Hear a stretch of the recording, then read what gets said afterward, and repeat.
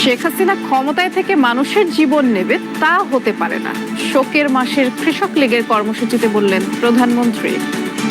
মানুষের সেবা দেওয়ার জন্য যে কাজগুলি, সেই জায়গাগুলিতে কিন্তু আঘাতটা হানা হয়েছে। গোয়েন্দা হেফাজতে থাকা কোটা আন্দোলনের 6 সমন্বয়ককে পরিবারের কাছে হস্তান্তর জানিয়েছেন আইনমন্ত্রী। ঢাকা বিশ্ববিদ্যালয়ের শিক্ষক শিক্ষার্থীদের মিছিল, বিক্ষোভ সমাবেশ, রাজশাহী ক্যাম্পাসে পুলিশের সাথে ধস্তাধস্তি।